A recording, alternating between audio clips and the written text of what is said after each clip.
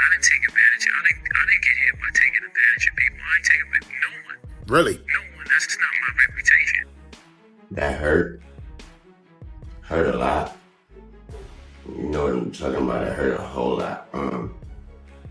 I blame myself for not being mentally prepared for a letdown. Truth is, I had a meeting with Wayne. You know, I had a relationship with Baby, so I felt it was only right to call him. You know, I called him out of respect, like, yo, I was talking to Wayne, just letting you know, boom, boom, boom. So after that, I think we received a letter at our office for like torturous interference. Whoa. Something that happened a few months ago that if I wasn't going to do it before, something happened a couple months ago. So, Jay-Z really said in that GQ interview that he never took advantage of anyone to get where he is. And if you're rolling your eyes at this, you're not the only one. Both Lil Wayne and Nicki Minaj had things to say. And according to them, no one betrayed them more than Jay-Z and tried to act like a victim. Wayne's situation with Jay-Z goes back years, and Nicki's is still playing out right now and only getting worse. Now, both of them are coming together with evidence to expose their side of how Jay really did them dirty. So, let's look at what actually happened. Jay-Z was asked by GQ how he feels about people criticizing billionaires like himself, and he basically said he doesn't give an F how people feel because he never took advantage of anyone. No, I make art first, and then I make sure that I'm compensated for my art. I didn't take advantage. I didn't get here by taking advantage of people. I ain't taking no one. That's not my reputation. That's not what I do. Now, for those who are still confused, in order to become a billionaire, you by definition take advantage of people. No one actually earns $1 billion. Billionaires benefit from systems built on undercompensated labor supply chains with unethical practices and monopolistic advantages. But of course, Jay-Z wasn't going to talk about that. Instead, he claimed he simply did good business and didn't use any loopholes in the system to get ahead. I didn't get here by taking advantage of people or taking advantage of, the loopholes in the system or some wrinkle in like a capitalist structure. That structure exists, and I just see the world for what it is, not for what I want it to be. I'm a realist, not an ideal. It's not idealistic. People speak about the world how they want to see it.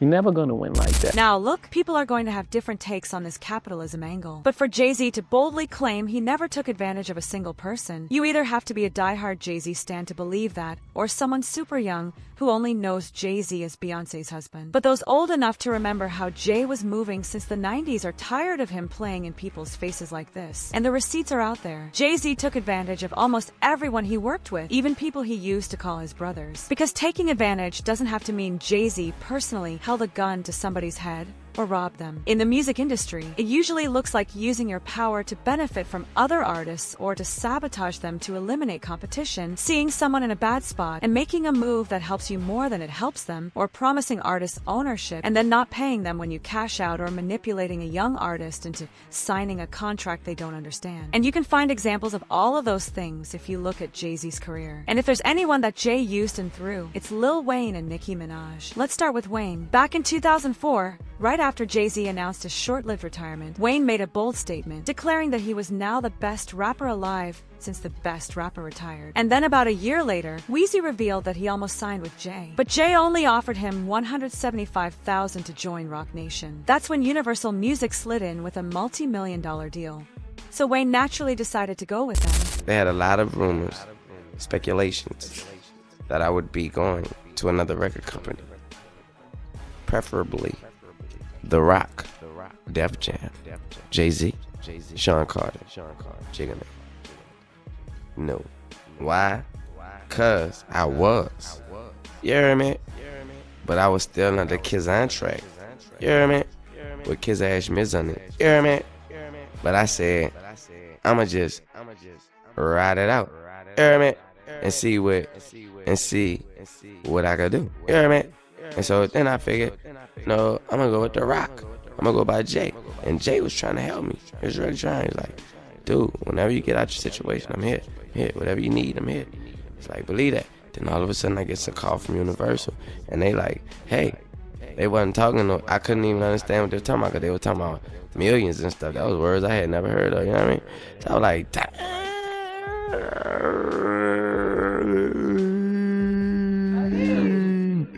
and I was like, Believe that. Now, Jay later spoke on this on The Breakfast Club and claimed that Birdman threatened to hit him with a lawsuit for trying to step in on Wayne's deal.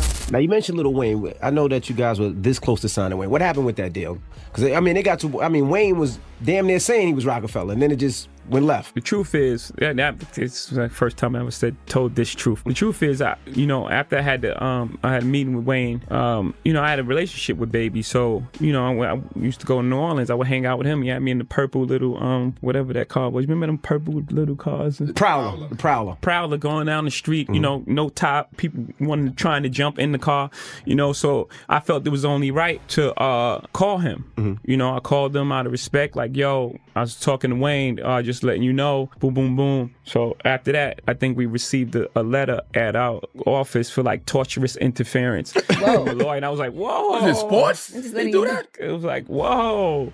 And it just all went from... So at this point, Jay and Wayne were still cool, but things shifted when Jay came out of retirement with Show Me What You Got. That's when Wayne decided to assert his dominance, and he dropped a fire remix of Jay's comeback track that became one of his best freestyles, and Jay definitely noticed. In 2020, when Wayne sat down with Drink Champs, Nori revealed some texts from Jay where he admitted that Wayne's remix had him questioning his own position in the game. Jay-Z felt threatened by Wezzy's confidence, and he fired back on the Dr. Dre-produced track Trouble. But instead of backing off, Wayne turned up the heat, getting even more confident. And by December 2006, he told Complex that he was better than Jay-Z, even throwing some shade at Jay for calling himself the savior of hip-hop. "I'm better than him," Wayne said. "I don't like what he's saying about how he had to come back because hip-hop's dead and we need him." "What the F do you mean? If anything, it's reborn." So he's probably having a problem with that. You left on a good note, and all of the artists were saying, yo, this is Jay's house. He's the best. Now he comes back and still thinks it's his house. "It's not your house anymore, and I'm better than you." After this, Jay responded on the track Watch What You Say to Me with T.I. However, he didn't directly call out Wayne. So, between 2007 and 2010, it seemed like both of them had moved past the drama. They even came together on the track Mr. Carter in 2008, where Jay appeared to pass the torch to Wayne, saying, "I took so much change from this rap game, it's your go." But Wayne quickly learned that Jay-Z is loyal to no one but his bank account. After Birdman told MTV that Wayne was a better MC than Jay started dissing Wayne again. Wayne then fired back on the track It's Good, and he made it personal by bringing up Beyonce. Wayne wrapped up talking about baby money. "I got your baby money. Kidnap your bee. Get that how much you love your lady money. I know you're fake. Press your brakes." But Wayne wasn't done yet. A few months later, he dissed Jay-Z and Kanye's joint album, Watch the Throne, during a freestyle at the Young Money / Cash Money Grammy party. I'm in a bad red bomb. I took the bitch home. I asked her what she want to watch. She said, surely not the throne.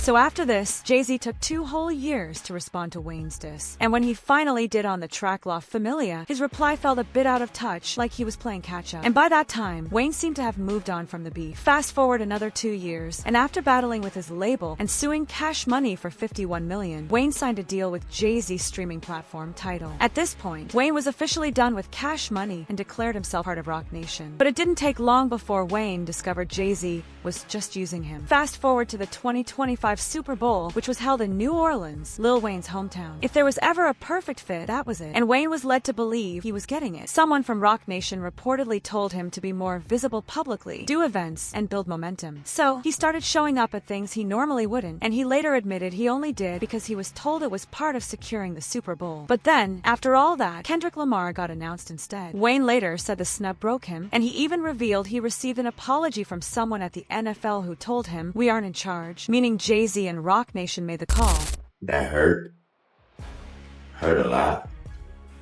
You know what I'm talking about? It hurt a whole lot. I blame myself for not being mentally prepared for a letdown. And for just automatically mentally putting myself in that position like somebody told me that was my position. So I blame myself for that. But I thought that was nothing, I thought that was nothing better than that spot, and that stage, and that platform in my city. And so it hurt. I heard a whole lot. But you know what's even more messed up? Jay-Z is now washing his hands of the whole drama. And he even claimed in that GQ interview that he felt bad watching how negative and toxic Kendrick and Drake's beef got. As if he didn't personally pick Kendrick to headline the Super Bowl. It's so much negative stuff that comes with it that you almost wish it didn't happen. Really? Yeah, because it's almost like it's a final thing. Now people that like Kendrick hate Drake. Yeah. No matter what he makes. No matter what he says, and it goes far too. It's like attack on his character and his thing, and it's like, I don't know if I love that. Yeah. I don't know if it's helpful to our growth. Not helpful to our growth, but he is the one who chose Kendrick and let him perform a song calling Drake a PDF on a global stage. And this is exactly why people don't take Jay-Z seriously anymore. He wants to be the wise, moral billionaire so bad, but his actions don't match his words. And when people call him out, he never takes accountability ever. And that brings us to Nicki Minaj. Now look, Nicki has her own baggage, and we're not here to talk about her politics. But love her or hate her, there's no denying that Jay did her dirty. And her situation with Jay is actually messier than Wayne's because it's still playing out, and she's been airing all of it out on X over the past year. Let's start with the title. Back in 2015, when Jay launched Tidal, he brought on 15 artists as co-owners. Nicki was one of them. Rihanna, J. Cole, Madonna, and a few others. The deal was that they each got 3% equity in exchange for exclusive content and promotion. The whole point was to sell Tidal as the platform actually owned by artists. And at the time, Tidal was valued at around $56 million. Now, fast forward to 2021, and Jay-Z sells Tidal to former Twitter CEO Jack Dorsey for $297 million in cash and stock. So if you do the math, 3% of $297 million is close to $9 million. But Nicki claimed she was only offered $1 million for her stake. She also claimed she was scammed and offered that small amount to be silenced. Now, fast forward to July 2025, and Nicki claimed the debt with interest has grown to somewhere between $100 and $200 million. As for Jay's response, he's been completely silent on it. Not a single statement from his team about Nicki's allegations. But this is where it got more personal. Nicki has been working on her 6th studio album for a long time, and it was supposed to come out on March 27, 2026. However, the album still hasn't come out, and Nicki blamed Roc Nation for sabotaging her. Nicki wrote, "They don't want me to put out music. Me winning makes them feel like they lost. They know how successful my next album is going to be. Tried to sign Lil Wayne, Drake, and me. So they keep wanting to take or stop my money simply because narcissists believe what you work hard for belongs to them." So, not only is she saying Jay owes her money from the Tidal sale, she's now saying he and people around him are actively trying to stop her from releasing music. But that wasn't the end of it. Around the same time, Nicki dropped more details about something that happened years earlier and wrote, "Jay-Z got mad that I wouldn't give him a beat that I had already begun legal paperwork for, the song I did with The Weeknd on Queen. He said it's a Beyonce beat, and Hobo Buren just laid down and let them take it, and then sued me for remaking a similar beat." Now, let me break that down. Nicki had a song with The Weeknd on her 2018 album Queen. Jay wanted that beat for Beyonce. Nicki said no, and Nicki claims that someone, likely someone in Jay's camp, let the beat go to Beyonce anyway. And then later, Nicki got sued for allegedly remaking a similar beat. And then Nicki also brought up a collaboration she did with Nas and said, "Jay-Z's so jealous of Nas. I was sued for hundreds of thousands over the song I did with Nas. It never saw the light of day." But Nicki wasn't done yet. She also went after Desiree Perez, the CEO of Roc Nation and Jay-Z's close friend. Desiree was pardoned by Trump in 2021